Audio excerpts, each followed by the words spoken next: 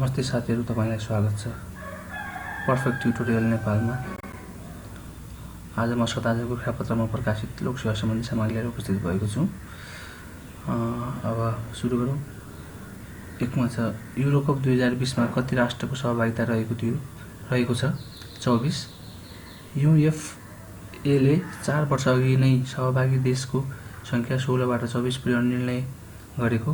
11 देशका 11 शहरमा युरोकप 2020 सञ्चालन भएको।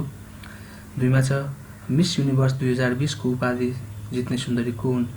इन्ड्रिया मेजा हुन्। इन्ड्रिया मेजा मेक्सिको 69औं संस्करणको मिस युनिभर्स प्रतिस्पर्धामा सहभागी 73 देशका सुन्दरीलाई पछाडि पार्दै 26 वर्षीय सफ्टवेयर इन्जिनियर इन्ड्रियाले सो उपाधि जितेकी।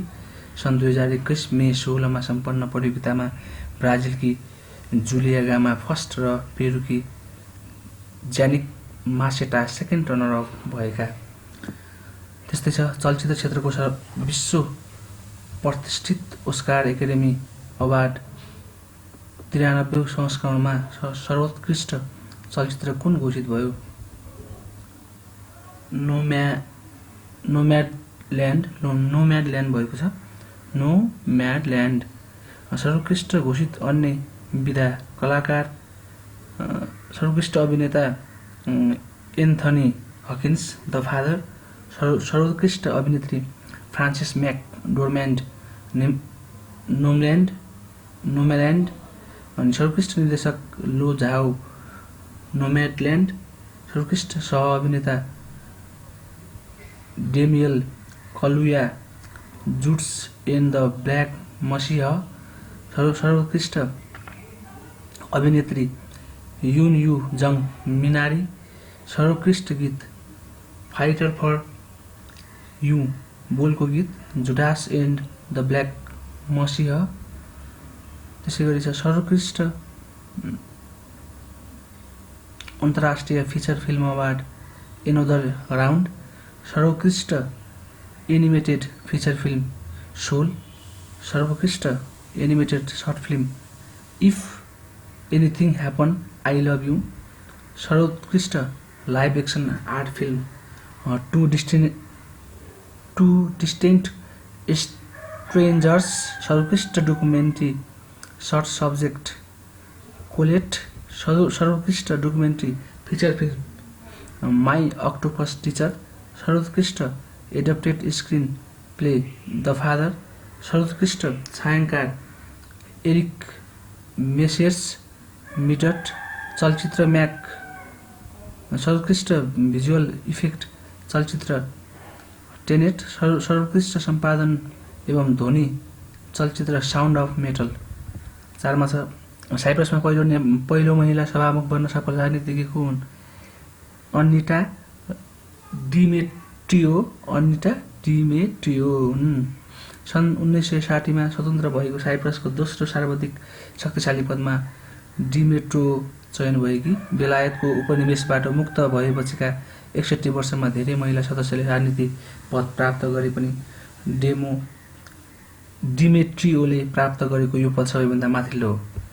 पत्रकारिता क्षेत्रमा अमेरिकाकै सबैभन्दा सम्मानित मानिने पुलित्जर पुरस्कार 2021 कसलाई सम्मान गरियो? मेघाराजा गोपालन भारतीय मूलकी पत्रकार एलिसन किल्लङ र क्रिस्टो बसचेक सन् 2021 का लागि अन्तर्राष्ट्रिय समाचार लेखन विधातर्फ जुन 11 मा पुलित्जर बोर्डले सो पुरस्कार घोषणा गरेको। 6 मा ललितपुर गोदावरीमा निर्मित अन्तर्राष्ट्रिय स्तरको सम्मेलन केन्द्रको उद्घाटन कहिले गरिएको? विक्रम सम्वत 2078 वैशाख 31 गते केपी शर्मा ओलीद्वारा सरकारी निवास बालुटारबाट स्विच थिचेर भर्चुअल रूपमा सम्मेलन केन्द्रको उद्घाटन गरिएको। एउटै हलमा एकैपटक 3000 मानिस बसेर सभा सम्मेलन गर्न सकिने यो सम्मेलन केन्द्र देशकै ठुलो सम्मेलन केन्द्र रहेको छ। कहाँ रहेको छ त यो भने ललितपुर गोदावरीमा। त्यस्तै छ 7 मा छ गण्डकी प्रदेशको मुख्यमन्त्रीमा को नियुक्त हुनुभएको छ? कृष्णचन्द्र नेपाली पोखरेल हुनुभएको छ। 2078 जेठ 29 गते गण्डकी प्रदेश प्रमुख सीता कुमारी पौडेलद्वारा संविधानको धारा 68 को 5 अनुसार पोखरेललाई मुख्यमन्त्री नियुक्ति गरिएको। यसअघि पोखरेल गण्डकी प्रदेश सभामा विपक्षी दलको नेता तत्कालीन मुख्यमन्त्री पृथ्वी सुब्बा गुरुङले 2078 जेठ 27 गण्डकी प्रदेश सभामा विश्वासको मत प्राप्त गर्न नसकेपछि प्रदेश प्रमुख पौडेलद्वारा बहुमत प्राप्त गर्ने आधारसहित मुख्यमन्त्रीमा दाबी गर्न आह्वान गरिएको विपक्षी गठबन्धनका तर्फबाट मुख्यमन्त्रीमा पोखरेलको दाबी परेको थियो। 8मा छ नेपाल विज्ञापन सङ्घद्वारा विज्ञापन दिवस कहिले मनाइयो। जेठ 30 नेपाल विज्ञापन सङ्घ आनले सङ्घको स्थापना दिवसको अवसर पारी जेठ 30लाई एड डेका रूपमा मनाउन थालेको। 9मा छ शमशेर उपाधि लिने पहिलो व्यक्ति को हुनुहुन्थ्यो वीर शमशेर। कुन सन्धि पश्चात नेपालको सिमाना पूर्व मेचीदेखि पश्चिम महाकालीसम्म कायम भएको सुगौली सन्धि। सुगौली सन्धिपछि चाहिँ यो पूर्व मेचीदेखि पश्चिम महाकालीसम्म कायम भएको है सुगौली सन्धि। गौतम बुद्धको सारथीको नाम छन्क हो भने घोडाको नाम के थियो? कन्थक थियो। गौतम बुद्धको सारथीको नाम छन्तक, घोडाको नाम कन्तक। नेपालमा वैदेशिक सहयोगको संस्थागत सुरुवात कहिले भएको हो? सन् 1951 भएको हो। वैदेशिक सहयोगको सुरुवात संस्थागत रूपमा सन् 1951 भएको हो। त्यसै गरी 13मा छ इन्फ्लेसन भन्नाले के बुझिन्छ? लगातार मूल्य वृद्धि हुँदै जाने क्रम वा अवस्था। 14मा छ राष्ट्र बैङ्कद्वारा विक्रम सम्वत 2078 वैशाख 8मा प्रकाशित प्रत्यक्ष वैदेशिक लगानी सम्बन्धी प्रतिवेदन अनुसार हाल नेपालमा कुल वैदेशिक लगानी कति छ? 1 खर्ब 82 अर्ब 91 करोड 96 लाख रहेको छ। कुल विदेशी लगानी मध्ये चुक्ता पुँजी 88 अर्ब 48.2%, सञ्चितका रूपमा 78 अर्ब 42.8% तथा ऋणका रूपमा 16 अर्ब 9% रहेको। प्रत्यक्ष वैदेशिक लगानी सबैभन्दा धेरै हिस्सा 30% भारतको रहेको। भारतपछि चीनको हिस्सा 15% रहेको। मुलुकमा विदेशी लगानी भित्रिने ठूलो मुलुक tax haven Saint Kitts and Nevis रहेको। नेपालमा हालसम्म त्यस मुलुकको लगानी 24 अर्ब 93 करोड, कुल विदेशी लगानीको 13.6% रहेको। सो पश्चात नेपालमा लगानी हुने प्रमुख मुलुकमा Ireland, Singapore, Australia, UAE, Bangladesh, दक्षिण कोरिया, अमेरिका लगायत मुलुक रहेका छन्। यो इम्पोर्टेन्ट छ है।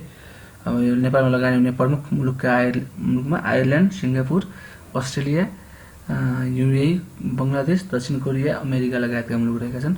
तर कुल वैदेशिक लगानीमा ती कुनै पनि हिस्सा 10% भन्दा माथि नरहेको प्रतिवेदन अनुसार मुलुकमा हालसम्म 53 मुलुकबाट विदेशी लगानी भित्रिएको छ। कति मुलुक भन्दाखेरि 53 मुलुक वैदेशिक लगानी भित्रिएको छ है।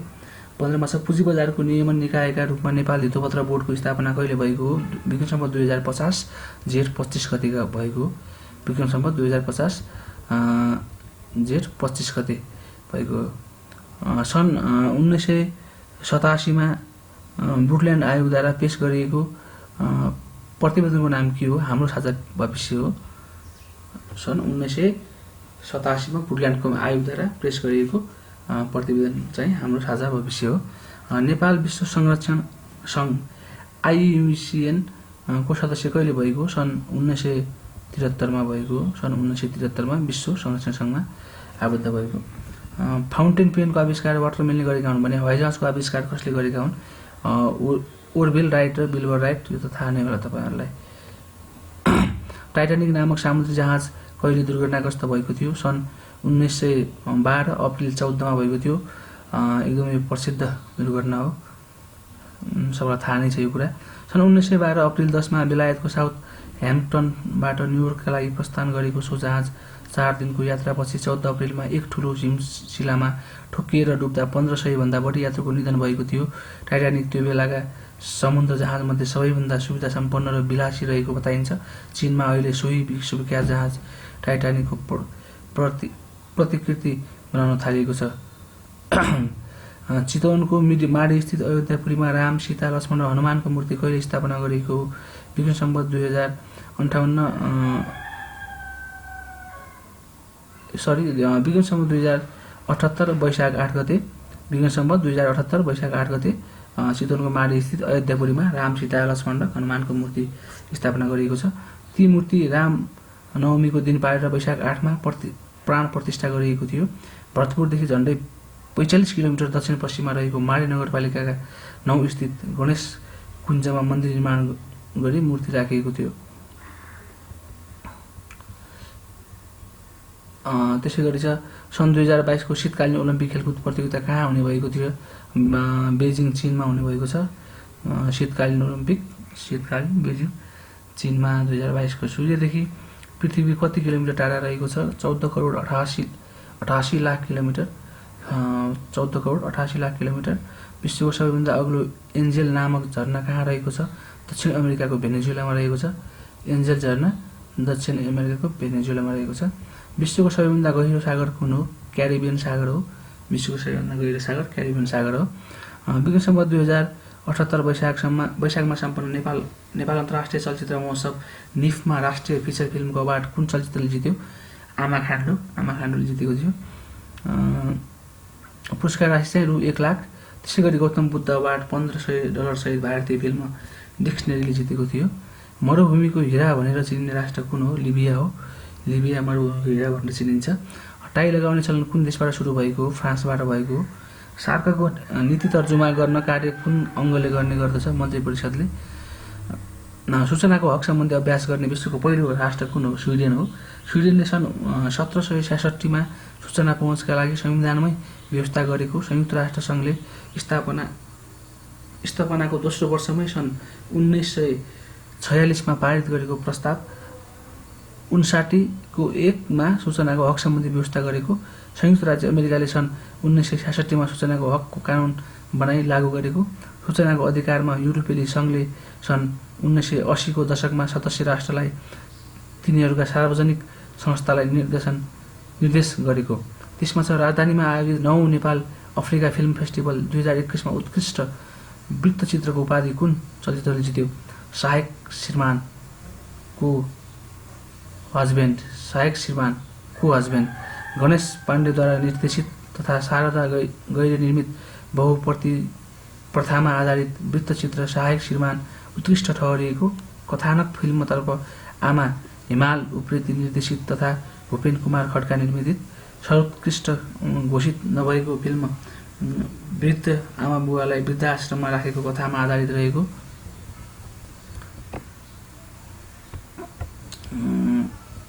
हस्त साथी आजलाई यति नै भयो। कृपया बेल आइकन थिच्नुहोला, सब्सक्राइब गर्नुहोला। फेरि पनि नयाँ संस्करण लिएर आउनेछु। धन्यवाद।